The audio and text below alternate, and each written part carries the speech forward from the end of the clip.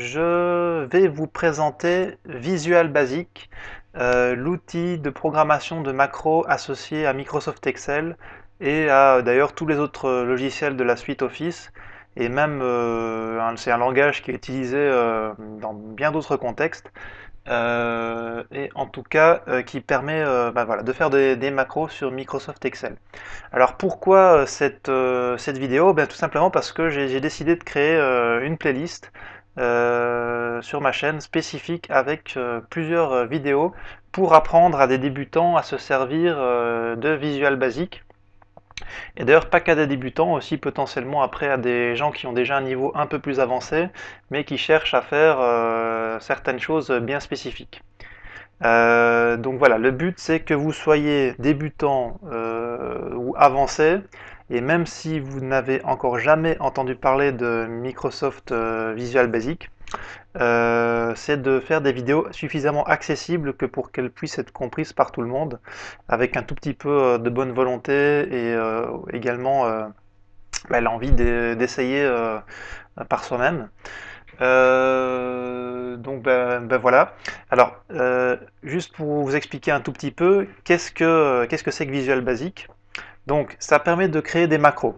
En fait, les macros, elles peuvent être faites de plusieurs manières. Il y a un petit enregistreur dans Microsoft Excel pour les faire automatiquement, mais en général, il n'y a pas le degré de finesse nécessaire. Ce qu'on veut faire en général quand on fait une macro, c'est qu'on veut automatiser quelque chose. Par exemple, un truc tout bête, j'ai des valeurs écrites dans une colonne comme ceci, hop,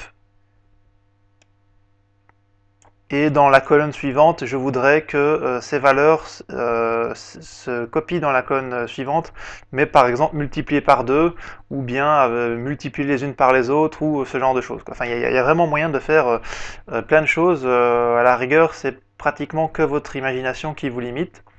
Et donc, mais bien sûr, je peux faire des formules, hein. Je peux prendre je peux prendre la cellule d'à côté et faire x2, et puis tirer, ça va me faire la même chose, hein. C'est pas, il y a certaines choses qui sont faisables sans VBA, mais pour des choses un peu plus complexes, des fois, il n'y a vraiment pas moyen de faire autrement.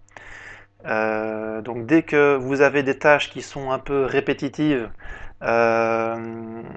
et qui ne nécessitent pas d'analyse très particulière et qui peuvent être reproduites voilà, des dizaines, des centaines de fois, Visual Basic est votre ami. Il vous permettra vraiment d'automatiser et de gagner un temps énorme. Voilà, mais il faut avoir ce besoin-là, quoi.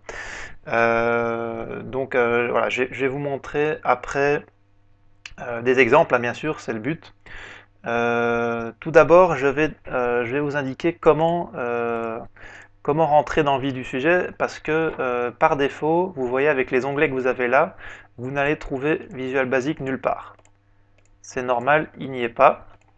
Là, je suis sur la version Excel 2010. Il faut savoir que sur chaque version d'Excel, on peut trouver la chose à des endroits différents.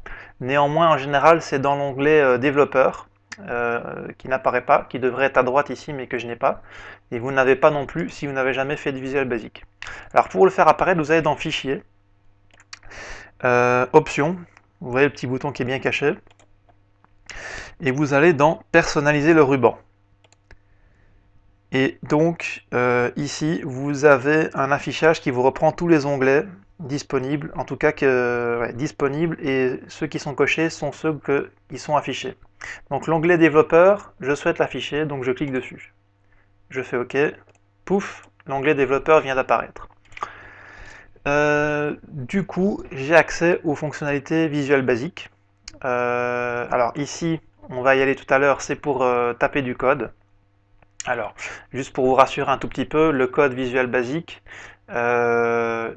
c'est quelque chose qu'il faut un petit peu connaître quand on veut faire quelque chose de spécifique. Il faudra, petit à petit, vous allez apprendre quelques bases, et puis ensuite, vous n'aurez besoin d'apprendre que ce dont vous avez besoin pour réaliser une tâche particulière. Ça ne sert à rien d'apprendre tout le code de Visual Basic.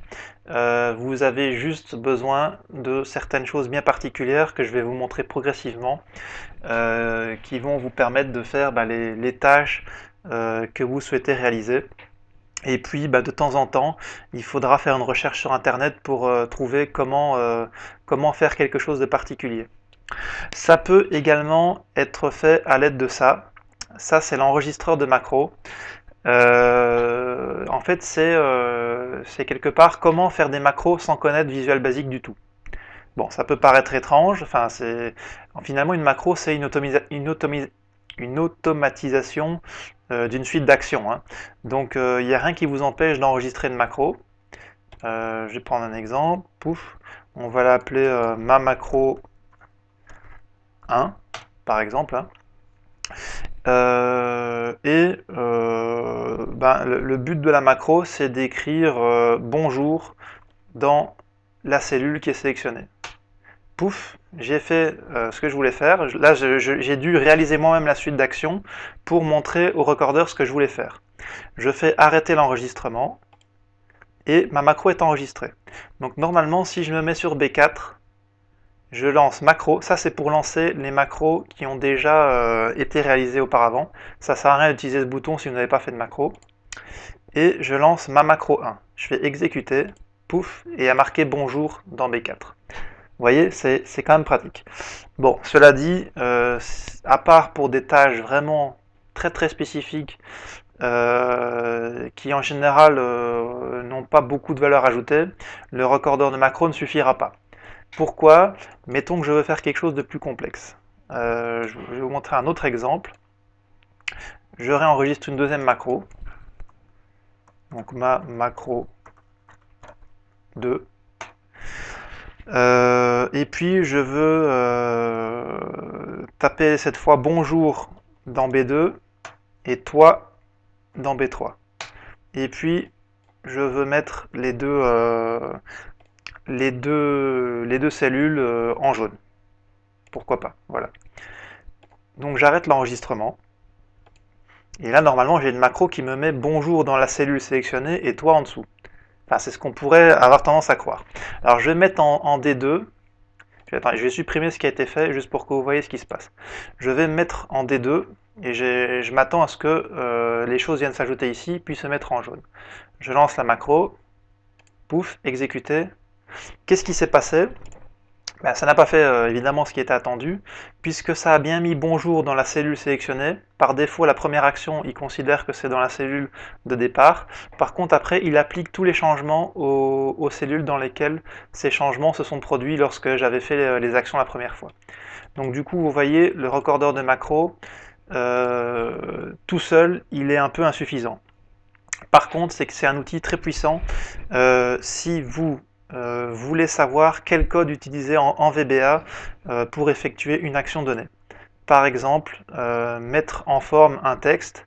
Je vous montrerai après, il y a moyen de récupérer le code pour mettre en forme un texte d'une certaine manière. Pour mettre en forme un tableau, enfin voilà, on peut imaginer plein de choses. Donc ce recordeur est quand même utile et vous permettra aussi en tant que débutant de démarrer, d'apprendre pas mal de choses, mais voilà, il ne sera pas suffisant. Cela dit, ne vous en faites pas, on va essayer de voir d'abord des choses simples, et vous verrez que VBA peut très bien être utilisé de manière très simple sur des cas basiques. Donc j'ouvre Visual Basic. Alors par défaut, normalement je supprime ça parce que c'est ce qui est, si on n'a pas encore utilisé le recordeur, c'est ce qui est censé s'afficher lorsque j'ouvre cet onglet. Alors normalement, les macros, je peux les mettre à plusieurs endroits. J'ai le droit de les mettre dans les feuilles Excel que vous voyez là. En fait, ce sont les feuilles de mon tableur qui sont ici plus bas. Ou bien, je peux les mettre dans un module. Et c'est-à-dire que ce sont des macros qui ne seront pas spécifiques à une feuille donnée, mais à l'ensemble du classeur que vous avez. Le classeur, c'est votre fichier Excel qui est ouvert. Donc je fais insertion, module. Poum, et là j'ai une page blanche comme celle d'un éditeur de texte. Voyez, je peux taper du texte. Ça marche très bien, enfin ça marche, sauf que normalement c'est pas du texte qu'on est censé mettre dedans, mais du code. Donc du coup il est programmé pour vous dire, pour vous faire remarquer toute erreur de syntaxe que vous réalisez par rapport au code qui est attendu. Donc, Visual Basic, il y a deux principaux types de macros. Il y a les fonctions, Qu'est-ce qu'une fonction? Ben, je vais vous montrer un exemple très simple. Ici, j'ai une série de valeurs dans ma cellule, dans ma colonne B. Hop, 1, 2, 3, 4, 5, 6, 7, 8, 9, 10. Je veux connaître la somme de toutes ces cellules. Eh ben, j'ai une somme. J'ai une fonction qui s'appelle somme. Je fais égal somme. Vous voyez, je sélectionne tout ça. Je ferme ma parenthèse. Il m'a calculé la somme de tout ça. 55. Ça, c'est une fonction, mais bien sûr, ce sont des fonctions prédéfinies dans Excel. Si je clique là-dessus, que je prends tous, je peux voir la liste de toutes les fonctions disponibles. Il y en a pas mal, elles ne servent pas toutes, certaines sont complexes, certaines sont très simples. Il y a des sommes, des moyennes pondérées, des maximums, des minimums, enfin on peut imaginer plein de choses. Tout ce qui est relativement simple, Excel le propose, et même des choses un petit peu plus complexes. Donc en général, on va avoir besoin des fonctions, les fonctions dans Visual Basic, ben, ce seront des choses qui n'existent pas encore, donc peut-être des choses un peu plus spécifiques que vous êtes le seul à avoir besoin, alors que généralement les gens ne l'utilisent pas. Du coup, Excel ne l'a pas prévu. Ce qui est normal, hein, c'est un outil grand public, donc le but n'est pas de faire un contenu exhaustif. Donc voilà, je retourne dans mon tableur et je vais vous montrer comment écrire une fonction. Alors, mais qu'est-ce qu'on pourrait faire comme fonction? Disons qu'on va faire la somme de 3 cellules. Vraiment un truc très simple. Je voudrais que, par exemple, ma fonction, je l'appelle Toto, par exemple, on va pas...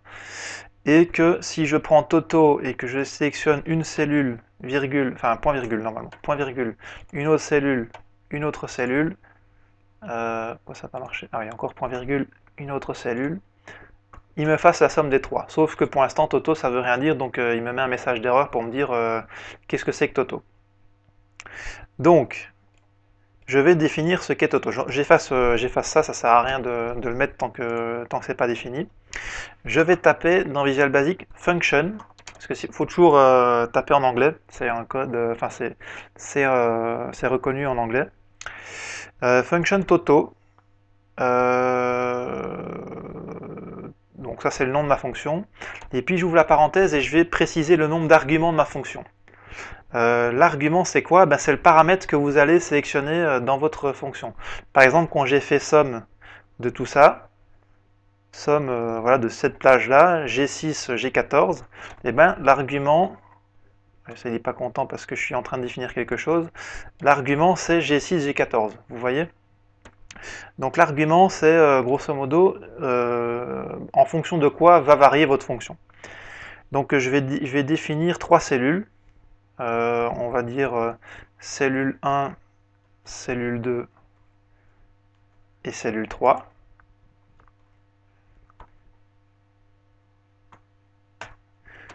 Pour l'instant, je le fais de la manière la plus simple. Et en fait, c'est vachement simple. C'est Toto égale cellule 1. Je suis d'ailleurs même pas obligé de mettre des majuscules. Normalement, il devrait reconnaître tout seul.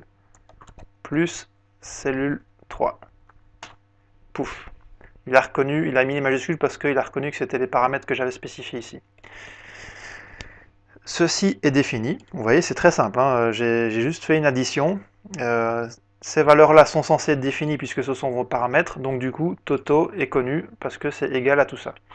Donc je vais, on va dire, c'est que c'est 2, 3 et 4. Donc la somme de tout ça, ça doit faire 9. Et ben on va voir si ça marche. Donc je fais Toto. Je sélectionne. Là c'est C5, C6 et C7. Pouf, il m'a calculé 9. Donc vous voyez, ça marche très bien, hein. On peut faire comme ça des fonctions relativement complexes. Pour l'instant, je reste vraiment sur des choses basiques parce que le but, c'est pas de vous perdre tout de suite, c'est vraiment de vous montrer les possibilités. Mais voilà, si je voulais avoir une multiplication à la place d'une somme, je veux multiplier les 3 l'un par l'autre, donc 2 x 3 ça fait 6, x 4 ça fait 24, normalement ben, ça devrait marcher aussi. Il faut juste que j'actualise, pouf, 24. Vous voyez, c'est vraiment extrêmement simple. Après, je vous avoue qu'il y a quand même des choses un tout petit peu plus complexes. Maintenant, je vais vous expliquer ce que c'est qu'une procédure. Une procédure, c'est vraiment pour automatiser une tâche. Pour l'instant, j'ai fait une fonction qui en fait est appelée dans un contexte particulier. Par exemple, un tableur Excel, comme ici, je tape égal Toto, pouf, je mets mes arguments un par un et il me calcule une valeur dans la cellule dans laquelle j'ai mis ma formule. Une procédure, c'est pas ça du tout. Ça va aussi me faire des calculs, enfin, ou ce que je veux, il n'y a pas de souci, mais ça va réaliser une suite d'actions comme celle que j'ai faite tout à l'heure, par exemple. Inscrire des valeurs définies à l'avance à certains endroits, comme ça, et puis après les mettre en forme. Ça, c'est une procédure. Ça pourrait pas être une fonction. Une fonction, ça va pas vous ramener une couleur dans une cellule. Vous êtes d'accord? Donc voilà. À quoi sert une procédure? Qu'est-ce que je pourrais prendre comme exemple? Par exemple, je voudrais qu'il m'écrive 1, 2, 3, 4, 5, 6, 7, 8, 9, 10 dans la colonne A. Pourquoi pas, hein, tout est possible. Du coup, comment je fais? Eh bien, je vais dans Visual Basic, et puis je crée une fonction, alors ça s'appelle sub en anglais, donc on va écrire sub, on va l'appeler 1, 2, 3, 4, 5, 6, 7, 8, 9, 10, enfin 0 pour 10, et là, ah non, ça il veut pas, donc il faut pas mettre, il faut mettre, ouais, je vais mettre juste un caractère, il faut pas qu'il y ait que des chiffres à cet endroit-là. Donc ça c'est juste le nom de ma procédure, on s'en fout, hein, j'aurais pu l'appeler enfin, vraiment comme je veux, il n'y a pas de souci. Donc qu'est-ce que c'est censé me faire? C'est censé aller me mettre des valeurs à des endroits bien précis. Donc la manière la plus brute de faire ce que je viens de dire, c'est de définir, alors là il faut connaître un tout petit peu comment ça s'écrit. J'ai écrit cells pour appeler une cellule. Il faut que je mette un row index et un column index. Qu'est-ce que c'est qu'un row index et un column index? C'est un numéro de ligne, row c'est une ligne hein, en anglais, et un numéro de colonne. Hein, colonne c'est assez explicite. Donc, qu'est-ce que ma cellule A1? Je vais mettre 1 dans A1. Et ben, A1 c'est la première ligne et la première colonne. Donc, je tape 1, 1. Voilà. Et là, j'ai désigné la cellule A1 en faisant ça. Et je vais mettre égal 1. Pouf. Je peux faire ça pour... alors là, je fais vraiment à la bourrin. Hein. Normalement, on n'écrit pas un code VBA comme ça. Mais pour la simplicité du test, je vous montre ça de cette manière. Donc là, je change les numéros pour définir ligne par ligne ce qui se passe, c'est-à-dire dans la cellule 5, la cinquième ligne, première colonne, donc A5, je veux avoir un certain chiffre. Je vais aussi changer les chiffres ici. Donc 6, 7, 8, 9, 10. Et puis ici je tape mes valeurs. Donc, voilà. 6, 7, 8, 9 et 10. Alors normalement, maintenant, si je lance ma fonction, ma procédure qui s'appelle sub, enfin sub A1, 1, 2, 3, 4, 5, 6, 7, 8, 9, 10, enfin ou 0, en allant dans développeur macro, vous voyez, il faut les appeler comme ça. C'est à la différence des fonctions, je dois les appeler en cliquant sur le bouton. Donc je l'appelle, elle est ici, exécuter, pouf, il me l'a fait. Donc maintenant, je voudrais... Bon, vous voyez, ça marche bien, hein, c'est pas très compliqué. Je voudrais maintenant que dans la colonne B, il me reprenne toutes les valeurs qui sont dans A, enfin de A1 à A10, ces valeurs-là, et qu'il me les multiplie par 2. Comment je fais? Eh ben, je vous montre un deuxième exemple. Alors on va l'appeler sub multiplie par 2. Il met des parenthèses, mais vous n'avez pas besoin de les écrire vous-même parce qu'il n'y a pas forcément d'arguments dans les procédures. On peut en mettre, mais ce n'est pas obligatoire. Donc sub multiplie par 2, et je veux écrire des valeurs dans la colonne B en fonction de la colonne A. Donc, alors, je vais vous montrer de manière générique. Prenez cells.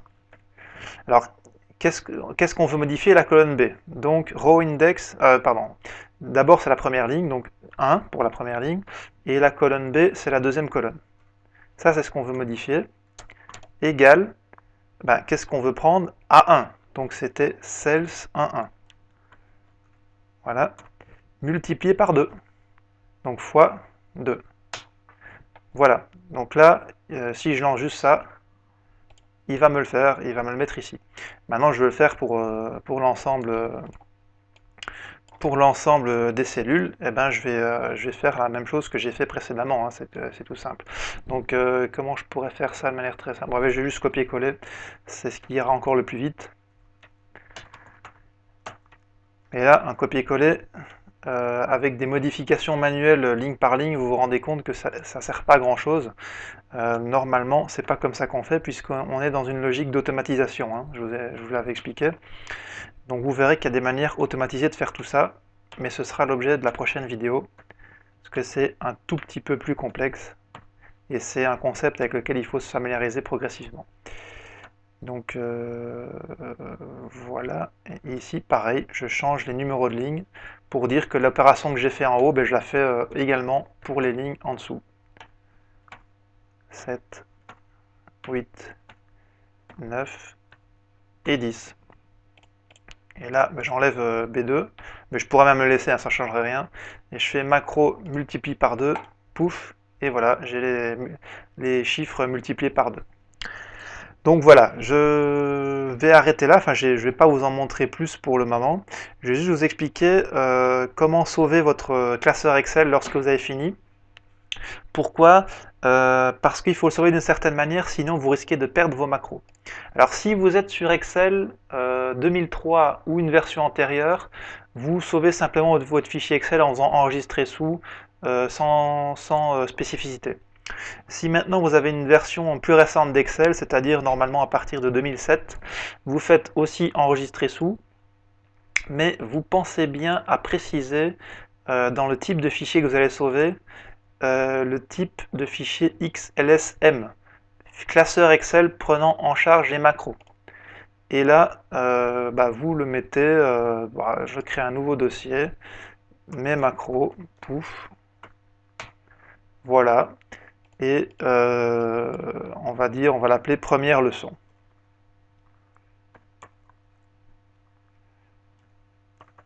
Voilà. Je ne mets pas de CCD dans un titre de fichier parce que je ne sais pas si c'est pris en compte. Voilà, j'enregistre et puis bien sûr là je retrouverai mon fichier. Si j'avais pris la version par défaut qu'il me propose, il m'aurait proposé un XLSX, ça m'aurait écrasé les macros. Il m'aurait pris que le classeur, mais tout mon code ici que j'ai tapé, tout ça, ça aurait été écrasé. Donc c'est important de prendre ça en compte. Donc voilà, j'arrête pour cette première vidéo. J'espère que ça vous aura permis de comprendre ce que fait Visual Basic, la différence entre les fonctions et les procédures. Et puis, pour l'instant, vous n'avez pas encore d'idée de ce qu'on peut faire de très concret avec Visual Basic, parce que pour l'instant, j'ai envie de dire... écrire 1, 2, 3, 4, 5, 6, 7, 8, 9, 10 dans une colonne et multiplier par 2 dans celle d'à côté, vous savez le faire vous-même. Mais vous allez voir dans des prochaines vidéos qu'il y a des applications vraiment beaucoup plus sympas. Voilà, mais il faut commencer progressivement, donc restons-en là pour maintenant. Et très bientôt, de prochaines vidéos seront disponibles pour vous montrer bien sûr d'autres choses. Donc merci à tous de m'avoir suivi. Je vous souhaite une très bonne fin de journée ou une bonne soirée si vous me regardez le soir. Et je vous dis au revoir.